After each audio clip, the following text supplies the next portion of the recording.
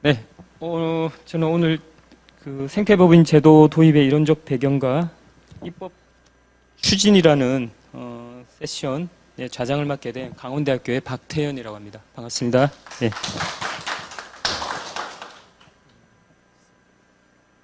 생태법인은 이후에 특히 이제 진희종 우리 제주도 강사님 관련해서 말씀을 드릴 텐데 자연물에 이제 법인격을 부여하자라고 하는 그런 아이디어고 그 아이디어를 이제 법률로서 그 아이디어를 이제 실현하고자 하는 그러한 이제 제도입니다. 그래서 이른바 이제 남방 큰돌고래라든지 또 경우에 따라서는 강, 그다음에 산림, 숲이죠.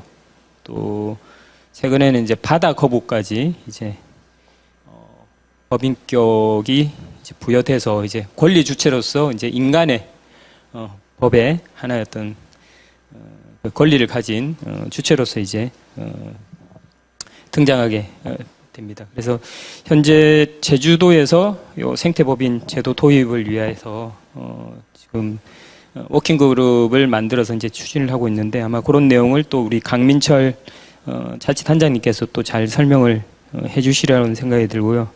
그리고 이어서 이제 그 생태법인 입법화의 쟁점과 전략 또 서사 만들기 이런 한 4가지 내용 중심으로 해서 오늘 생태법인 제도에 대해서 좀 저희들 세션을 준비를 했습니다. 자, 시간이 많이 늦었습니다. 바로 들어가도록 할 텐데요. 제가 원래는 사회자가 이제 조금 이제 오늘 발표자 좀 소개를 좀 해야 되는데 시간이 없어서 죄송하지만 본인께서 발표하기 앞서서 간단하게 본인 소개하시고 발표를 좀 시작했으면 좋겠습니다. 자, 그러면 생태법인 제도 이념적 배경과 실용화라는 주제로 해서 제주대학교 진희종 선생님께 마이크를 넘기겠습니다. 부탁드리겠습니다. 예. 방금 소개받은 진희종입니다. 생태법인에 대한 아이디어를 만들었다고 할 수가 있고, 그 아이디어 만드는 건 그렇게 의미가 있는 건 아니고요. 이런 아이디어가 어떻게 이제 현실 속에서 녹아 들어가느냐에서 그렇게 봤을 때 어떻든 제주도, 우리 특히 강민철 단장님의 어떤 헌신적인 노고가 큰 힘이 되었습니다. 예, 그 부분 감사드리고, 특히 이제 오늘 이제 외국어 대학교에서 신정환 단장님께서 각별히 우리를 좀 초청해 주시고 자리를 마련해 준 것에 대해서 좀 너무 고맙게 생각을 하고, 지난 4월 달에 우리 신정환 단장님이 하상섭 교수님이랑 어떤 그 연구소 이제 팀 분들이 저희도 오셨는데 만나서 우리는 큰 힘과 용기를 얻었습니다. 야, 이게 우리가 외롭지 않겠구나. 우리가 또 잘하면 이게 조금은 더 전진할 수 있겠구나. 제주도가 이제 조그마한 섬인데 어떻든 이렇게 그 권위 있는 연구기관에서 우리하고 어떻게 협력하고 지원하면 큰 힘이 되겠다 생각을 해서 어떻든 우리도 큰 의욕을 가지고 있고 이 자리에 섰습니다. 그 파일이 보이나요? 예, 시간을 좀 최대한 아끼면서 넘어가겠습니다. 개념에 대한 소개라고 볼 수 있겠습니다.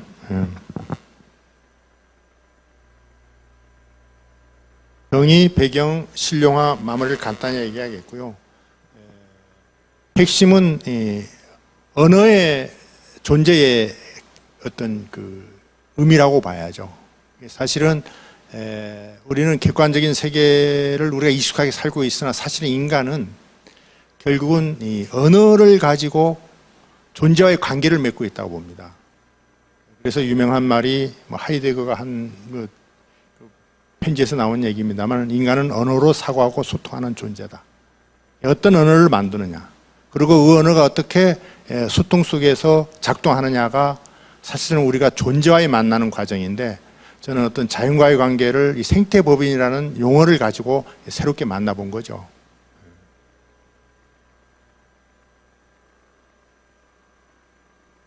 이 언어의 그 의미, 언어가 인간 문명이 어떤 의미를 갖느냐를 저는 상징적으로 보여주는 게 저는 유클리트 원론이라고 봅니다. 그 13권의 큰 대작의 첫 번째 정의가 점이란 부분이 없는 것이다. 이 언어는 이렇게 없는 걸 있는 것처럼 할 수 있는 마술이라고 봐야죠.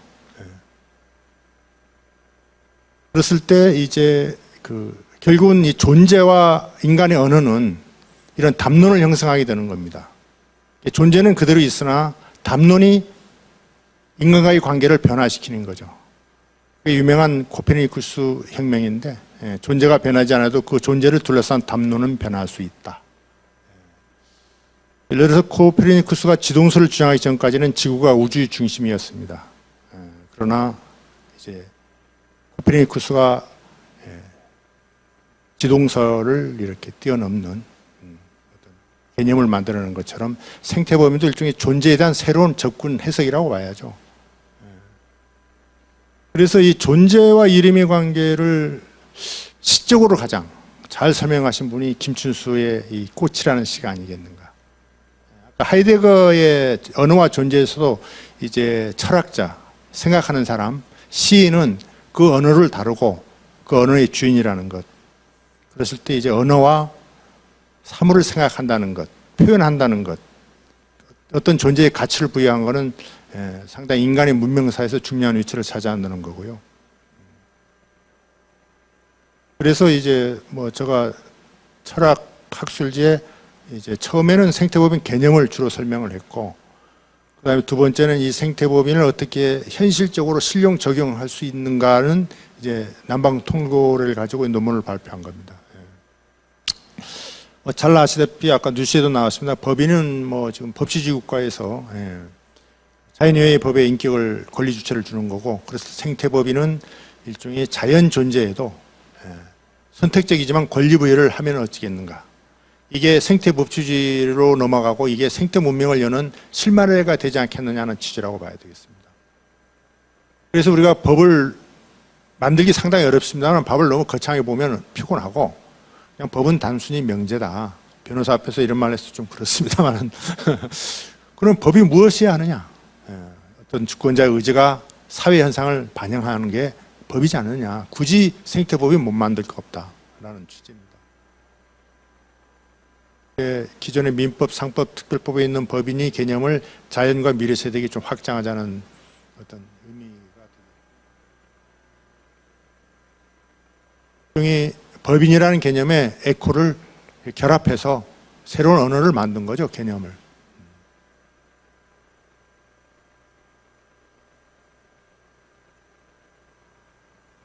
이념적 배경은 어떻든 이제 시대적 배경으로 어떻든 문명의 위기가 좀 있고, 이런 것들은 2021년, 2023년 IPCC가 끊임없이 얘기하는 것이고, 이 생태 위기는 인간의 손길 때문에 나온 것이고, 그랬을 때 인간의 태도가 변해야 된다는 게 어떤 오늘날 지구촌 모두의 어떤 요구가 아니겠는가. 철학적으로 보면 어떻든 이제 아리스토텔레스가 명확히 얘기했습니다만은 인간 중심적인 자연관, 어쨌든 자연을 인간이 필요에 의해서 언제든 쓸 수 있다라는 어떤 그 자연관이 어쩌면 무자비한 개발, 난개발, 환경 오염, 기후 위기가 온 것이 아니겠느냐. 그로도 전반적으로 어떻든 산업 사회의 후유증이 나오기 전까지는 인간 중심적인 자연관이 지배적이었다고 봐야죠. 이렇게 봤을 때 생태법인은 그 인간 중심적인 자연관에 한마디로 이제 약간의 어떤 흠집을 내려고 하는 겁니다. 제주도가 옛날에 까치가 없었습니다. 근데 우리 문화적으로는 까치가 복을 가져온다고 해가지고 제주도에 까치를 들여왔는데, 그때 한 50마리 들여왔는데 지금 한 10만 마리가 넘습니다. 맹독성 조류라 가지고 농작물 피해, 여러 가지 작은 새들이랑 엄청난 피해가 있는 거죠.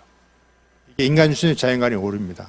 대표적으로 옛날 중국의 5가지 해충 없애기, 그다음에 어떻든 이제 노는 밭을 만들려고 산림을 훼손해서 가뭄 내지 홍수가 일어나는 오류들이 다 인간 중심적인 오류라고 봐야죠. 그랬을 때 그런 문제의 어떤 이제 근본적인 사상이 등장합니다. 자연의 생명이 과연 우리가 인간이 무단으로 침해할 수 있는 권리가 있는가?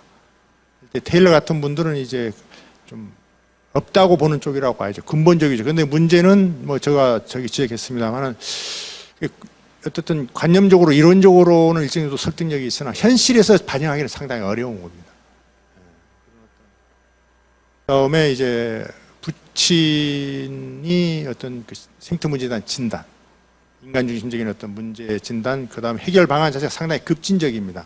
지금 시장 체계나 국가 체제를 완전히 해체하는 건데 근본적으로 문제 해결에는 도움이 될 수 있으나 사실은 현실적인 해결 방안은 아니죠.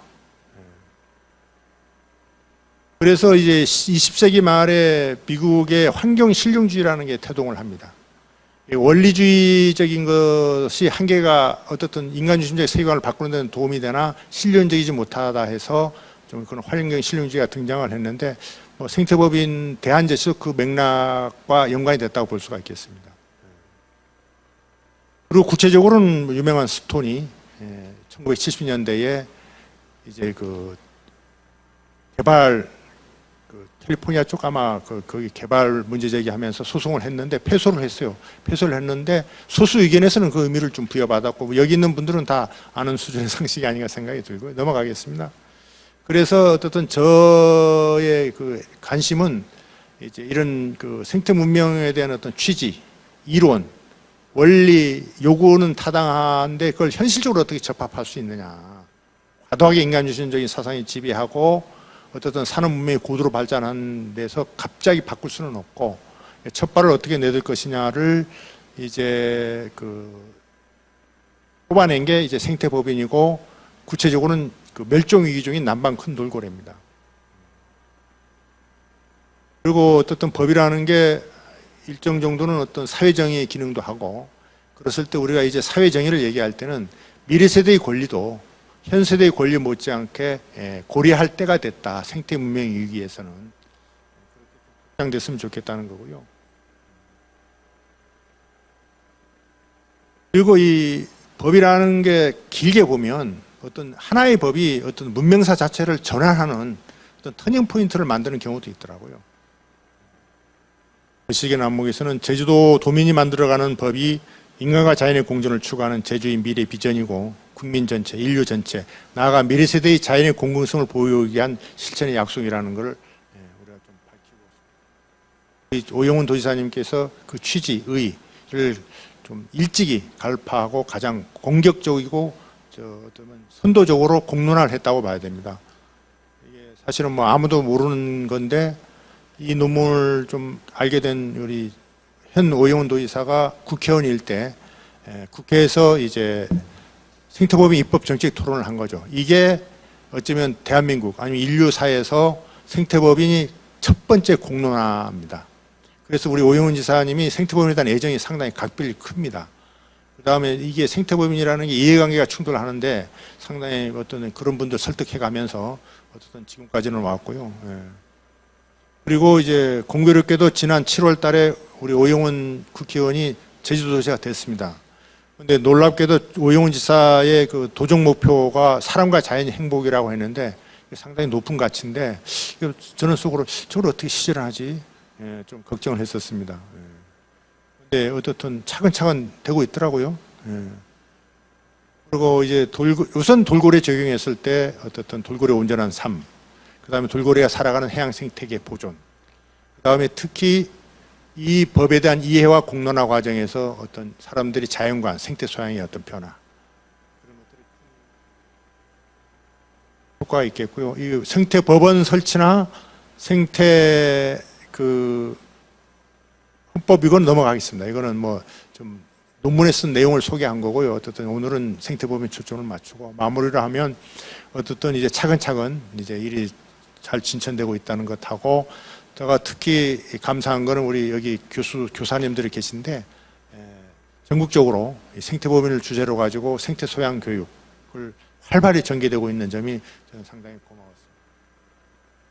전남 무안에서는 이제 아예 토론 논제, 정부는 생태법인 제도를 도입해야 한다 찬반 토론을 하면서 애들의 이해를 좀 높였고요. 2부 토론에서 자세히 나오겠습니다만은 애들이 상당히 생태적 관점이 전환이 좀 있었다는 얘기고 우리 한겨레 신문 우리 가장 이제 진취적으로 또 남방 콘도레를 다루고 주고 있는데 남준현 기자님이 여기 와 계십니다만 얘기했을 겁니다. 꿈은 이루어질까? 저는 꿈은 이루어질 수 있다. 개발아의 그 명언을 비유적으로 들었는데요.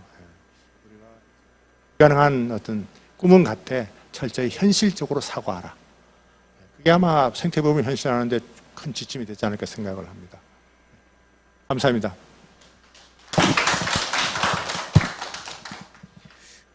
네, 고맙습니다. 뭐 간결하지만 하여튼 그 생태법인 이 배경과 그리고 이후에 구체적으로 이 생태법인 도입에 따른 여러 가지 이제 그 우리 사회의 변화 이런 것들을 이제 좀 잘 말씀을 해주셨던 것 같고요. 아마 이어서 이제 두 번째, 세 번째 이제 발표를 통해서 구체적으로 이 생태법인 제도의 어떤 구체적인 뭐 체계 구조, 그다음에 내용 이런 것들을 좀 확인할 수 있지 않을까 싶습니다. 다음 발표는 제주특별자치도 지금 생태법인 제도 도입을 지금 아까 제가 말씀드렸지만 도입을 하기 위해서 지금 워킹그룹을 출범을 해서 지금 진행 중이고 곧 워킹그룹에서 이제 안이 만들어지면 이제 공청회 포함해서 이제 구체적으로 이제 요 생태법인 제도 도입을 위한 그런 구체적인 구현 방안들이 이제 제주특별자치도에서 이렇게 제시가 될 것으로 그렇게 생각을 하고 있습니다. 이것과 관련해서 지금 현재 그 실무를 하여튼 책임을 맡고 있는 제주특별자치도 자치단장인 강민철 자치단장님으로부터 발표를 듣도록 하겠습니다. 부탁드리겠습니다. 예, 다시 한번 인사드리겠습니다. 특별자치제도 추진단장 강민철입니다.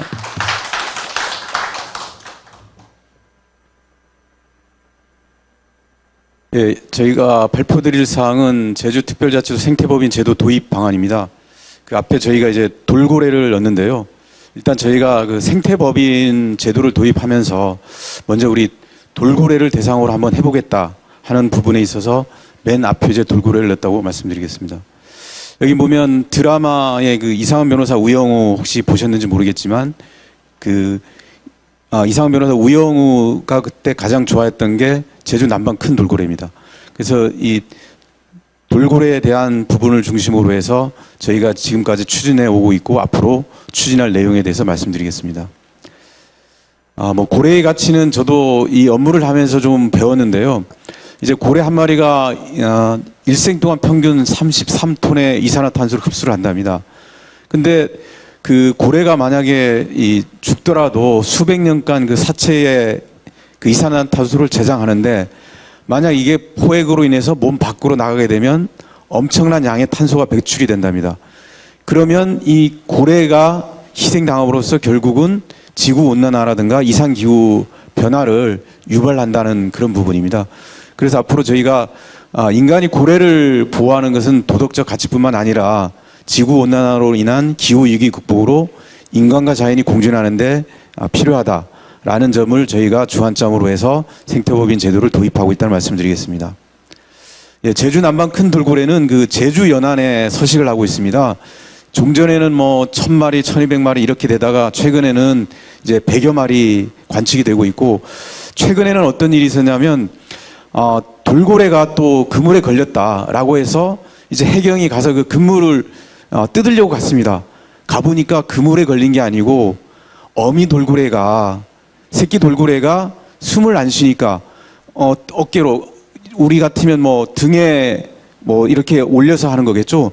숨을 쉬라고 어미 돌고래가 그 새끼 돌고래를 이렇게 하는 그 장면이었답니다. 그런 거 보면 우리 모성애도 우리 인간과 다름이 없이 크다는 말씀을 드리고 그래서 저희가 그 시민단체나 학계 노력으로 그동안 뭐 불법 포획된 그 돌고래를 이렇게 바다에 방류하고 이랬던 사례도 있습니다. 뭐 다시 말씀드리겠습니다만 저희 오영훈 도지사께서 2022년에 이미 생태법인과 관련된 부분을 도입이 필요하다 이런 부분을 말씀해 주셨고 이거와 덧붙여서 도지사로 당선이 돼서 취임 100일 때 생태법인 제도화 방안 마련을 하겠다라는 천명을 했습니다. 그래서 저희가 생태법인 제도 워킹그룹을 운영을 하게 됩니다. 올해 3월부터 운영을 했고요. 그 이화여대 최재천 석좌 교수님을 위원장으로 모시고 여기에 좌장으로 계시는 박태영 교수님 그리고 진희종 교수님께서 워킹그룹에 지금 참여해 주고 계십니다. 저희 특별자치제도 추진단의 역할이 그 제주특별법을 관장하는 곳입니다. 그래서 저희가 제도를 마련하고 있는데 또 이 해양과 관련된 부분은 또 저희 다른 국이 업무를 맡고 있어서 저희가 협업으로 업무를 추진하고 있다는 말씀을 드리겠습니다. 그리고 저희가 제도 도입을 위해서 투트랙으로 하고 있는데 저희 제주특별법이 있기 때문에 특별법 개정을 통해서 하는 부분, 그리고 하나는 조례 제정을 통해서 돌고래의 권리를 이렇게 명시하는 부분이 두 가지 트랙으로 추진하고 있다는 말씀을 드리겠습니다. 1차 워킹그룹의 회의 장면입니다. 이때는 앞으로 진행될 상황에 대해서 계획을 보고하는 그런 자리였습니다. 보통 지금 2달에 한 번 워킹그룹이 이루어지고 있는데요. 두 번째 회의 때 앞으로 생태법인 제도화를 가시화하기 위한 방법을 찾는 그런 부분이었습니다. 그래서 특별법 개정한 부분에 대해서 연구를 하고 조례를 제정하는 부분에 대해서 연구를 하자라는 논의가 있었습니다. 3차 회의 때는 연구한 부분에 대해서 일단 발표하고 토론하는 그런 과정이 있었습니다. 이거는 지금 저희들이 워킹그룹 외에 쭉 제주도에서 생태법인 제도와 관련된 그 활동에 대한 내용입니다. 저희 도정에서도 하고 있지만 도의회에서도 생태법인에 대해서 관심을 갖고 있고, 그리고 뭐 국내외적으로도 지금 뭐 민법 개정안이 뭐 여야 합의로 이렇게 올라가 있다 하는 부분도 말씀드리겠습니다. 생태법인 제도화 해외 사례는 참고해 주시면 감사하겠습니다. 이것도 해외 사례고요. 일단 뭐 지금 민법 일부 개정 법률안이 발의가 된 상황이고, 동물은 물건이 아니다라고 해서 동물에 대해서 이제 법적 지위를 보장하자는 그런 내용입니다. 이와 관련해서는 여야가 우선 법안으로 처리하자는 합의도 있었습니다. 그리고 지난 6월 1일에는 이제 생태법인 관련해서 이제 국제 포럼이 진행이 됐는데요. 이때 저희가 생태법인과 관련해서 국제 포럼을 해보자라는 제안도 있고, 그 아시아 최초로 포유류 총회를 제주에서 개최하자 이런 논의도 있었습니다. 이거는 오늘 자리를 마련해 주신 우리 신정환 단장님께서 그 국제 어머니 지구의 날에서 이제 발표한 내용입니다. 이거는 지금 생태법인 관련해서 헌법재판소에서도 이렇게 연구를 하고 있다는, 그래서 생태법인의 당위성을 뒷받침하는 연구 논문입니다. 그러면 우리가 어떻게 생태법인을 제도화할 거냐 하는 부분이, 저희가 아까도 얘기했지만 제주특별법은 도지사가 조례로 정할 수 있는 부분입니다. 그래서 예를 들면 장관의 권한을 도지사의 권한으로 할 수 있습니다. 그리고 대통령령이나 뭐 부령 이런 부분도 저희 도조례를 할 수 있는 그런 고도의 자치권이 부여되는 특별자치도입니다. 그래서 저희가 제주특별법을 개정을 해서 법률을 만드는 방안, 그리고 법률 개정 없이 조례를 제정해서 권리를 보장하는 방안, 투 트랙으로 운영하고 있다는 말씀 드리겠고요. 하나는 생태법인을 만드는 겁니다. 예를 들면 자연물에 법인격을 부여하는 건데, 특정 종이나 특정 생태계의 생태법인을 이렇게 하자는 부분이고, 아마 이제 후에 이제 김도희 변호사님께서 이 생태법인 제도에 대해서 이제 입법 전략이라든가 쟁점에 대해서 소개를 해 주실 텐데요. 보통 민법에는 사단법인과 재단법인이 있습니다. 그러면 재단법인이 뭐냐면 재화, 돈의 법인격을 부여를 하는 거거든요. 그러면 동물의 법인격을 부여하는 게 불가능하냐? 그렇지 않다는 관점에서 추진을 하고 있고, 아마도 특수법인 형태로 가능하다라고 보고, 그 특수법인 형태를 저희 특별법에 생태법인 제도를 도입하는 부분입니다. 저희 특별법에 보면 희귀종에 대해서 도지사가 이 희귀종에 대한 자원을 이렇게 지정할 수 있는 그런 권한이 있거든요. 그거와 연계해서 우리가 생태법인을 창설하고, 예를 들면 특정 종인 경우에는 남방 큰 돌고래를 우선적으로 이렇게 생태법인 제도를 도입하는 그런 부분에 있어서, 하나는 아까처럼 생태법인을 플랫폼 형식으로 특정 종이나 생태계로 하는 부분, 또 하나는 돌고래에다가 직접적으로 법인격을 부여하는 부분, 이렇게 법률은 두 가지로 지금 추진하고 있고요. 또 하나는 제주자치도의 사무다라고 봐서 조례로 우리 돌고래의 권리를 보장하는 그런 부분을 지금 조례로 추진하고 있습니다. 이거는 요약을 해보면 그런 거고요. 일단 저희가 생태법인 창설안과 남방 큰 돌고래에 대해서 법인격을 부여하는 부분도 특별법을 개정하는 부분이라든가 개별법을 제정하는 방안 이렇게 고민을 하고 있다는 말씀을 드리겠습니다. 이거는 그동안 언론에서 저희가 이제 비쳤던 부분인데요. 1월에서 2월에는 제주 남방 큰 돌고래 보호 생태보호인 도입론이 본격화된다 하는 부분이 있었고, 그 다음에 뭐 탄력받는 생태법인 논의, 헌법재판연구원도 생태헌법 당위성을 뒷받침한다.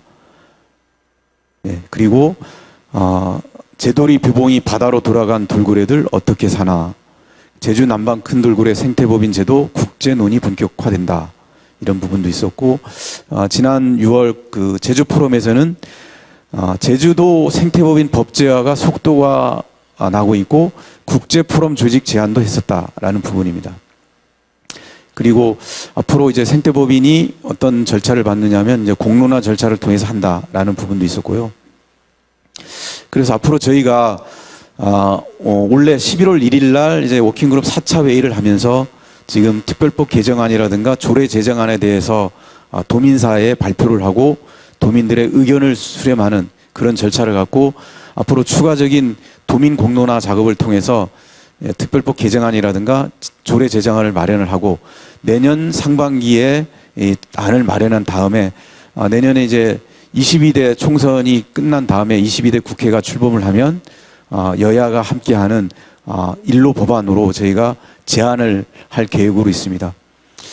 그리고 그 세계 해양 포유류 총회가 아시아권에서는 개최된 사례가 없답니다. 그래서 저희가 의지를 갖고 이런 포유류 총회도 유치를 하고자 하는 그런 부분에 있어서 이 자리를 빌어서 말씀드리겠고요.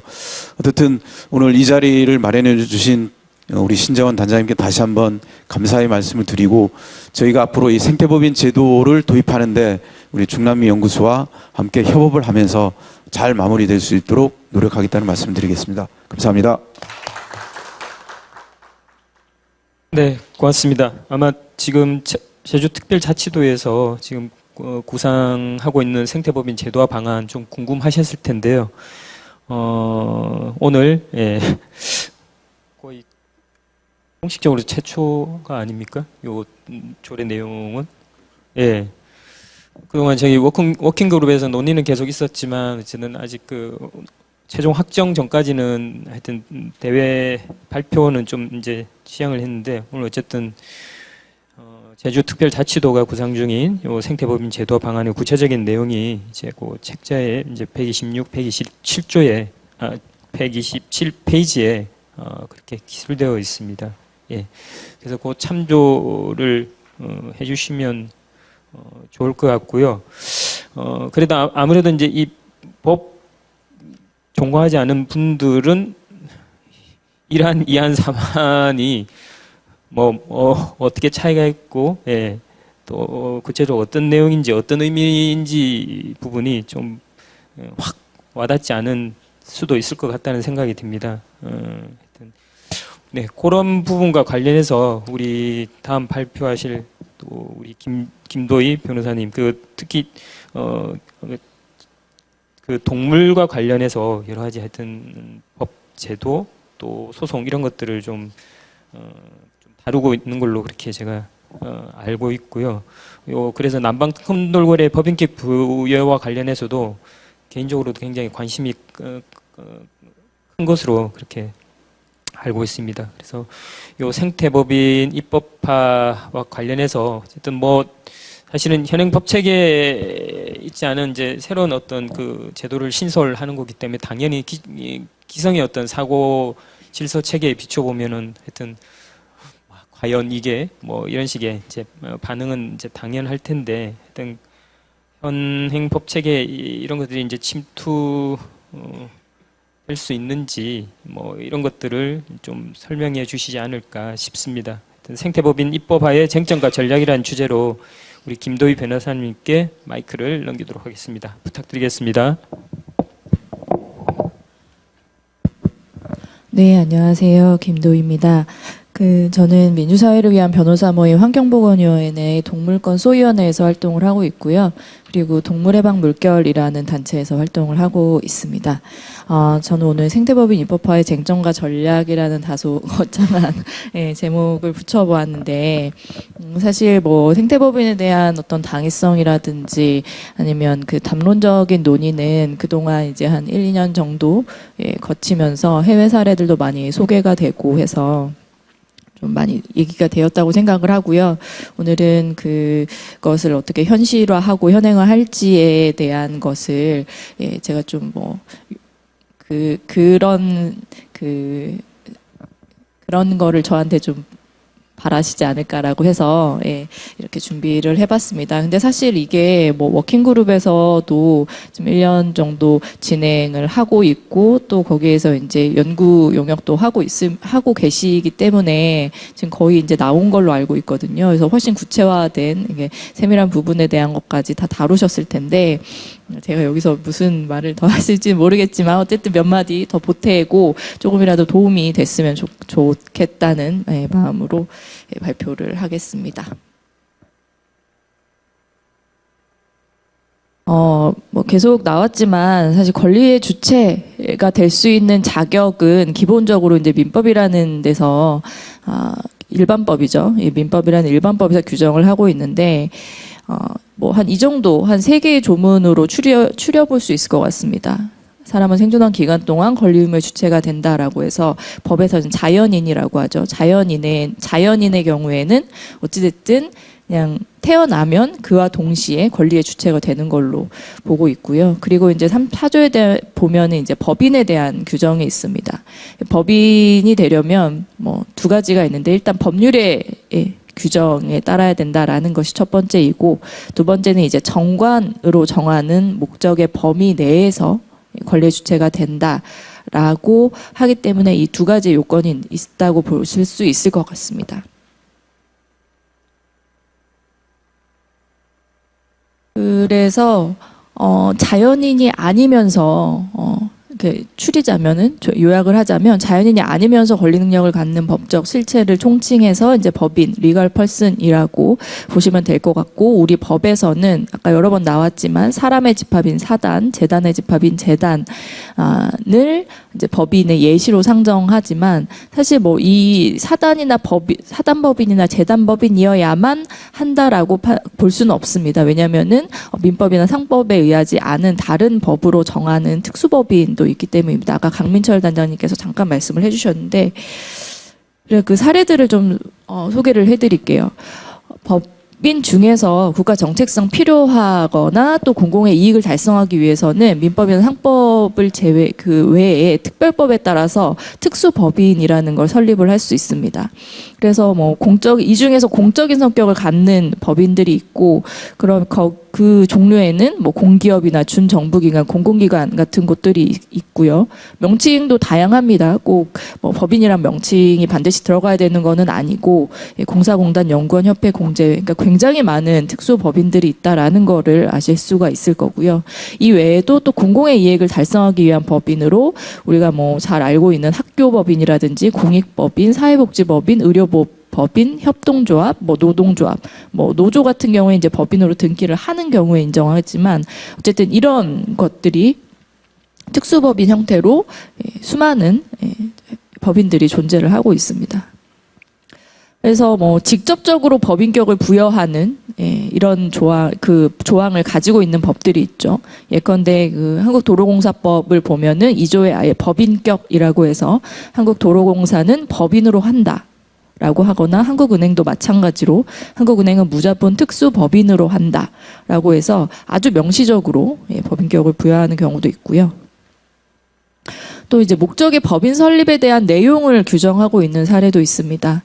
뭐 일례로 한국농수산식품유통공사법에 보면 목적에 이런 내용들을 담고 있죠. 공사를 설립해서 뭐 이런 사업을 하고 이런 목적으로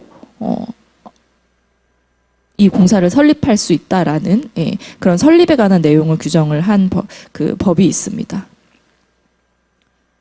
그리고 이런 식으로 보호관찰법을 보면은 법무복지공단이라는 데가 있는데 이것도 이제 법인 거죠. 갱생보호 사업을 효율적으로 추진하기 위하여 어떤 사업을 할 것이고 어떤 목적을 갖는지를 법에서 이제 명시를 하면서 이런 공단을 설립한다라고 하면서 법인 설립 규정을 두고 있는 경우도 있고요. 아니면 이렇게 특정 분야의 비영리 법인 설립을 법률로 근거를 규정하고 있는 사례도 있습니다. 대표적으로 사회복지사업법 같은 것이 있죠. 그래서 뭐 사회복지법인이란 사회복지 사업을 목적으로 설립된 법인을 말한다라고 하고 그 법인을 어떻게 설립하고 어떻게 허가를 받는지를 법에서 별도로 이렇게 규정을 하고 있는 경우들도 있습니다. 주로 이제 아까 발표를 해주셨던 것처럼 지자체의 허가 요건을 갖추어서 지자체 허가를 받아서 이제 법인으로 설립을 하는 것이죠. 그리고 이제 공익법인법 같은 것도 있죠. 이것은 뭐 그래도 비교적 이제 최근에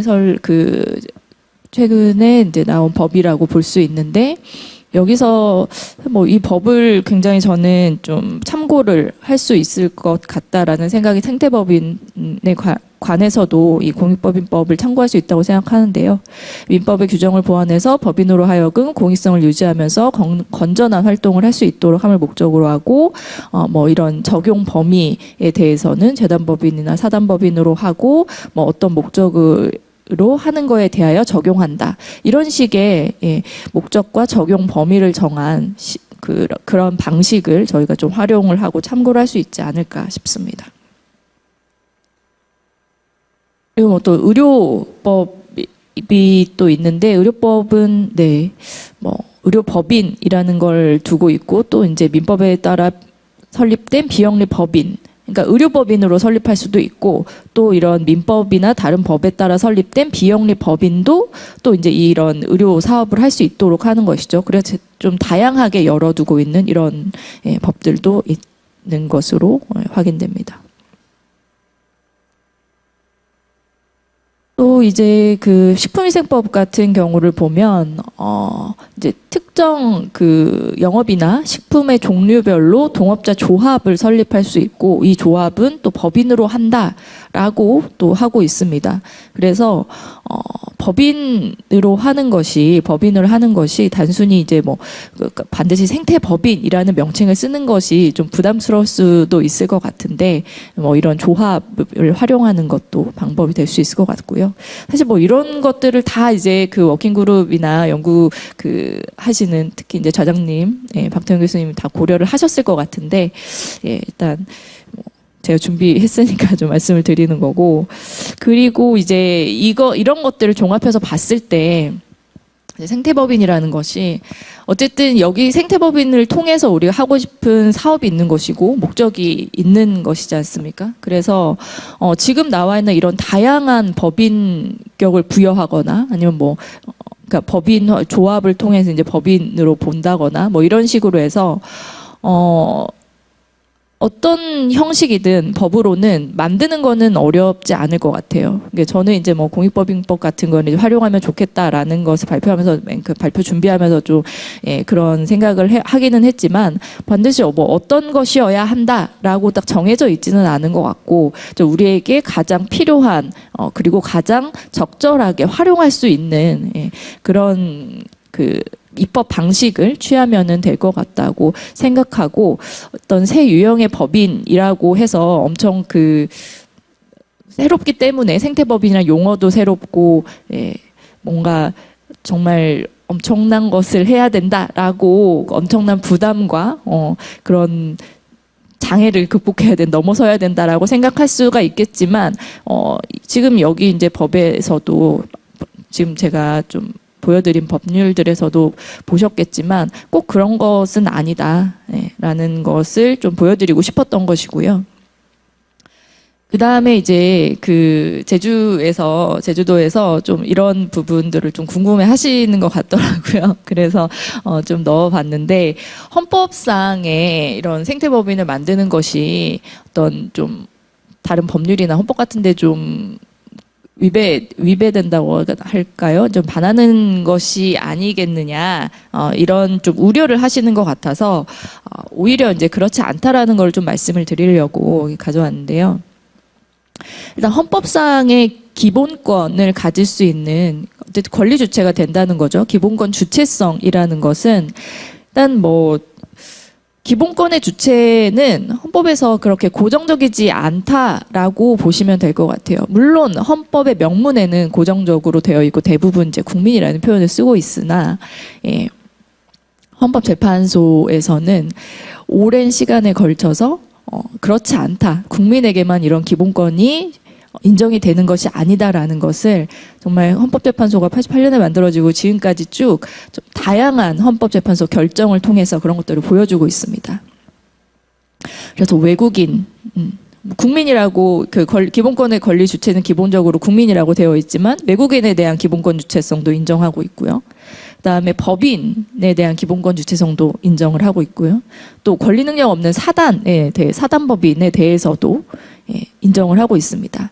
특히나 이제 보시면 우리 헌법재판소는 법인 아닌 사단 재단이라고 하더라도, 그러니까 법인이 아닌 사람의 모임, 재산의 모임이라고 하더라도 대표자 정함이 있고 독립된 사회적 조직체로서 활동할 때에는 성질상 법인이 누릴 수 있는 기본권을 침해당하게 되면 그 이름으로 헌법소원 심판을 청구할 수 있다라고 해서, 심지어 법인이 아닌 경우에도, 자연인이나 법인이 아닌 경우에도 기본권 주체성을 인정하고 있다라고 하는 것을 알 수 있죠. 굉장히 기본권 주체성을 넓게 보고 있습니다.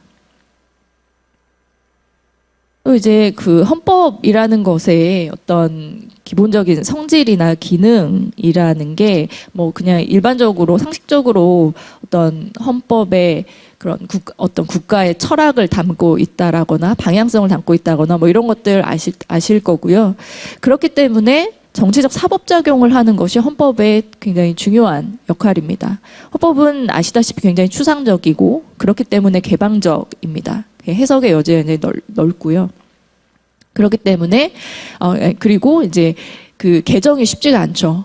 그래서 헌법 규범의 내용을 현 시대의 어떤 시대의 요구나 이런 것들에 맞추어서 채우고 보충할 수 있는 어떤 정치적인 성격을 다른 법에 비해서 훨씬 많이 가지고 있다라고 보실 수 있을 것 같고, 또 어떤 자유나 권리에 대한 보호, 이제 기본권 파트가 이제 기본적으로 그런 거죠. 자유나 권리 보호라는 게 있지만 그걸 넘어서서 헌법 질서를 수호하거나 또 소수자 보호의 기능을 함께 하고 있습니다. 그리고 그것이 기본권을 보장하는 것뿐만이 아니라 객관적 헌법 질서의 보장의 기능도 같이 하고 있습니다. 그래서 이런 전 지구적 기후 위기, 기후 격변, 기후 재난이라고 하는 이런 변화된 시대 상황에 맞춘 적극적 헌법 해석이 요청된다고 볼 수 있고요. 그런 측면에서 이제 좀 살펴보면, 이 오동석 교수님 오늘도 어떤 세션에서 좌장을 하시는 것 같은데, 지구법학 관점에서 한국 헌법의 해석론이라는 헌법 교과서를 많이 참조를 했는데, 이 지구법학적 관점에서의 헌법 해석을 보겠습니다. 다 보지는 않을 거고 이제 몇 가지만 볼 건데, 이제 헌법 제10조는 인간의 존엄과 가치입니다. 그런데 이 존엄이라는 게 반드시 인간의 범주에 한정할 것이냐라고 하는 것에 대해서 교수님은 모든 존재의 존엄과 가치를 존중하는 것이 오히려 보다 인간의 존엄과 가치를 존중하는 결과가 될 수 있다. 그리고 그것을 실현하는 길이 될 수 있다. 라고 해석을 하고 계시고, 또 이제 평화주의에 대해서도, 5조이랑 평화주의에 대해서도 이 평화를 인간끼리의 평화만을 의미할 것이냐, 지금과 같은 이런 기후재난의 시대에 정말 인간끼리만 평화 조약을 체결하고 평화주의를 외친다고 해서 정말 평화가 올 것이냐 라고 생각했을 때, 인간과 다른 생명체 그리고 모든 존재하는 것들의 사이에서의 평화를 추구해야 한다라고 해석을 할 수 있을 것 같고요.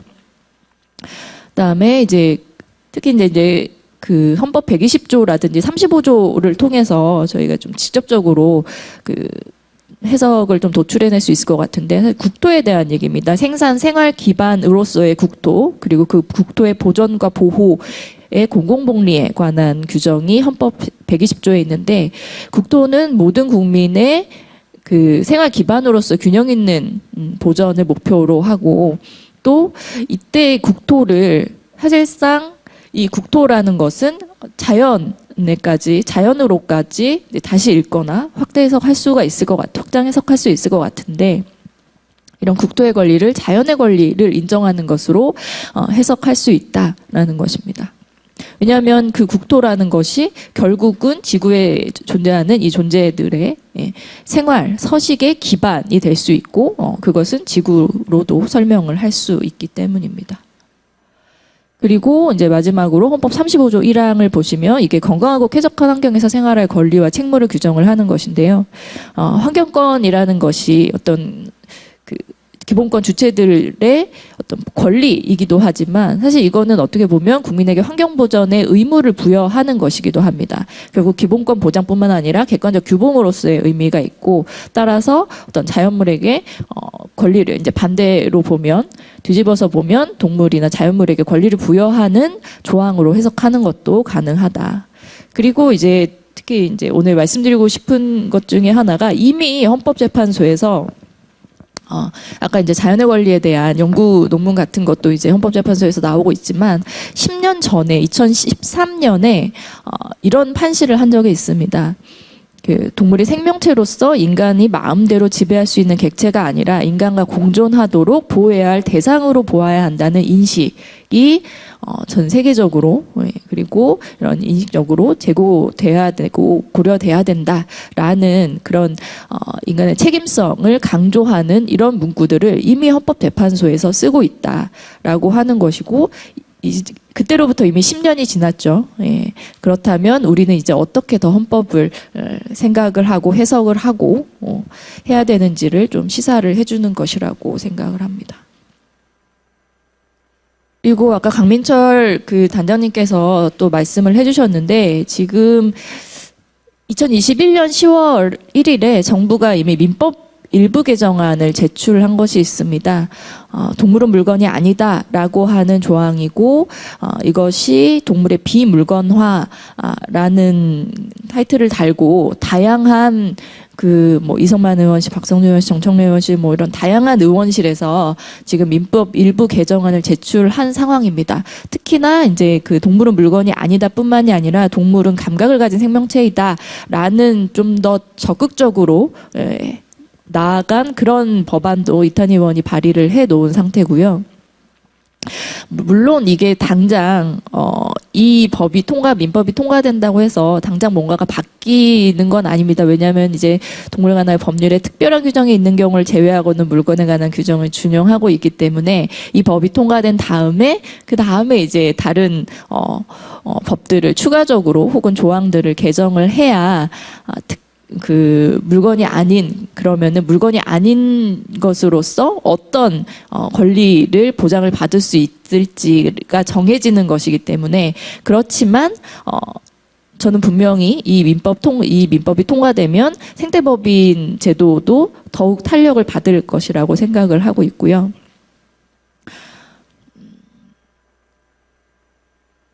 그리고 이제 역시 이제 준비하는 게 비슷하다 보니까 단장님 준비하신 거 비슷하다 보니까 슬라이드가 하나 겹쳤는데 해외 사례들도 이제 확인을 할 수가 있습니다. 이거 박태영 교수님이 이제 정리를 해주신 건데 뭐 이런 식으로 해외에서는 자연 전체를 권리 주체로 하든지 아니면 특정 생태계에 법인격을 부여하든지 아니면 특정 종을 권리 주체로 하든지 이런 다양한 형식으로 지금 세계에서도 현재 진행형으로 자연물의 권리 주체를 인정하는 법 체계를 만들어가고 있다라는 것을 알 수가 있을 거고. 그리고 이제 해외 판례에서의 자연물의 권리 주체성을 인정하는 추세에 있다라는 것인데 뭐 다른 거는 뭐 좀 읽어보시면 아실 수 있을 거고 첫 번째만 그냥 소개를 드리면 지구가 인간의 소유물이 아니라 인간이 지구에 속해 있다는 기본 전제에서 우리가 지구를 함께 공유하는 그 존재만으로 보호의 가치가 있는 다른 살아있는 유기체와의 관계 속에서 형성된다라는 것이 콜롬비아 헌법재판소의 결정예인데요. 그러면서 이제 그 강의 법인격을 능력을 인정을 하는 그런 판단을 내리고 있습니다. 사실 콜롬비아는 헌법에 제가 알기로는 뭐 자연물의 법인격 같은 것을 인정한다거나 자연의 권리를 언급하고 있다거나 직접적으로 그렇게 하고 있지 않음에도 불구하고 이런 사법적인 판단으로서 지금 이런 문구들을 생산해내고 있는, 말하자면 생산해내고 있는 것이거든요. 그래서 뭐 우리 헌법에 어떤 직접적인 이런 생태법인이라든지 뭐 자연물 동물에 대한 권리 이런 것들이 규정이 없다고 해서 좀 소극적으로 해석할 필요는 없다라는 것을 좀 말씀을 드리고 싶고요. 그리고 이제 지금 가장 크게 논의되고 있는 게 남방 큰돌고래죠. 생태법인 1호로 이제 남방 큰돌고래를 하는 것에 대해서 저희가 얘기를 하고 있는데, 사실 남방 큰돌고래를 지금 민변에서 지난달에 후쿠시마 방사성 오염수 해양 투기 사건에 대해서 헌법소원을 진행을 했는데, 그 안에 헌법소원의 청구인으로 밍크고래와 큰돌고래 그리고 제주 남방 큰돌고래를 청구인으로 포함을 시켰습니다. 그러면서 사실 저희가 가장 좀 강조를 했던 것, 힘을 주었던 부분이 특정에 대한 부분이었어요. 이전에 이제 행정소송 같은 걸 하면, 예컨대 이제 황금박쥐 소송을, 황금박쥐가 이제 원고로 들어가서 소송을 할 때 어떤 황금박쥐인지 특정이 되지 않는다. 그리고 그 황금박쥐라고 하더라도 그 황금박쥐가 다른 황금박쥐 모든 종을 대변하는 것이라 할 수 없다. 뭐 이런 식으로 특정의 문제를 항상 법원에서는 이렇게 제시를 했거든요. 그러면서 이제 각하가 되었는데, 그래서 이번에도 사실 그 특정을 어떻게 할 수 있는지를 저희가 좀 고민을 많이 했습니다. 그리고 이것이 지금 생태법인을 만드는 것에 있어서도 어떤 좀 중요한 어떤 단서가 될 수 있지 않을까라고 해서 소개를 드리면, 일단 IWC 국제포경위원회에서 말하는 제주연안 포경위원회에서 나온 그 자료입니다. 보시면 제주연안을 남방 큰돌고래 서식지로 이제 표시해 놓은 것을 알 수 있습니다. 이제 붉은 부분이고요. 그래서 이 지역에 있는 남방 큰돌고래, 사실 뭐 제주 남방 큰돌고래는 제주 연안에 살고 있기 때문에 그것이 조금 쉽기는 하지만, 어쨌든 이 제주 남방 큰돌고래 나중에 뭐 다른 생태계로 확장이 된다고 하더라도 다른 것들에 이제 생태법인을 부여한다라고 할 때에도 좀 활용을 할 수 있을 것 같고, 그래서 이런 지역적인 그런 특정이 가능하고, 그 다음에 이제 개체적인 특정도 사실 가능합니다. 남방 큰돌고래 같은 경우에는 지금 해양동물 생태보전연구소 마르크에서 이미 등 지느러미를 가지고 개체 구분을 거의 다 해놓은 상태입니다. 그래서 지금 현재 제주 연안에 남방 큰돌고래 한 110에서 120개체 정도가 서식하고 있다라고 알려져 있는데, 그 중에서 90개체 이상을 지금 이 등 지느러미를 통해서 표식이 직접 있는 것도 있고, 아니면은 등 지느러미를 통해서 개체 구분을 해 놓은 상태입니다. 그래서 이미 이게 뭐 2018년, 19년에 나와 있는 것이기 때문에 이름도 다 있죠. 이름도 다 있고, 그래서 사실 남방 큰돌고래는 저희가 이제 헌법소원을 하면서 청구인으로 넣기가 굉장히 좀 쉬웠습니다. 민크고래라든지 다른 큰돌고래 같은 경우에는 어떤 시기에 어떤 지역에서 어떤 조사를 통해 발견된 이 고래에 대해서는 헌법소원의 청구인 자격을 가진다라는 식으로 했던 것인데, 이 남방 큰돌고래는 비교적 좀 수월하게 청구인 특정을 할 수 있었고요. 다시 말씀드리지만 뭐 이런 것들이 이미 선제적으로 다 이제 준비가 되어 있기 때문에 남방 큰돌고래를 생태법인으로 지정하는 것은 조금 더 수월하지 않을까라는 생각을 합니다. 그래서 마지막으로 생태법인의 입법 논의는 사실 법리의 문제가 아니라 사회적 수용 그리고 입법자의 결단의 문제이다라는 말씀을 드리면서 발표를 마치도록 하겠습니다. 네, 맞습니다. 지금 제주특별자치도가 추진하는 생태법인 법제화가 특별한 거 아니다라고 하는 이런 말씀을 이렇게 설명을 해주셨고요. 그리고 마지막 결론이 이제 결국 이게 입법은 법리의 문제가 아닌 사회적 수용성의 문제다라고 얘기를 해주셨어요. 그래서 자연스럽게 결국 그러면 사회적 수용성을 어떻게 이제 제고를 할 수 있을까라고 하는 문제인데 이것과 관련해서 우리 남정영 아마 뭐 여기 이 주제로 관심 있는 분들은 다 한 번쯤은 들어보셨을 것 같은데 저도 남 기자님의 책은 꽤 많이 가지고 있고 하여튼 신간 나올 때마다 이제 사서 읽고 있는데요. 하여튼 요 사회적 수용성을 높이는 문제와 관련해서 줄기차게 하여튼 이 서사의 어떤 중요성을 계속 강조를 하셨습니다. 오늘도 이제 그런 제주 남방 큰돌고래 서사 만들기, 생태법인 성공을 위한 서사 만들기라는 주제로 예, 좀 발표 좀 부탁드리겠습니다. 예, 네. 저는 남방 큰돌고래 서사 만들기에 대해서 좀 준비를 해봤는데요. 결국은 이제 이 사람을 바꾸는 데는 서사, 스토리가 가장 중요합니다. 과학도 중요하고 뭐 여러 가지 어려운 얘기도 중요하지만 역시 사람의 태도를 바꾸는 거는 사람을 감동시켜야 되는 거거든요. 그런 측면에서 아까 사회적 수용이 중요하다라는 측면에서 이 부분을 좀 보고 싶습니다. 일단은 우리가 전 세계가 그리고 우리나라가 이 고래를 보는 관점, 말하자면 사회적 수용성이 어떻게 변해왔는지 먼저 보도록 하겠습니다. 넘겨주십시오.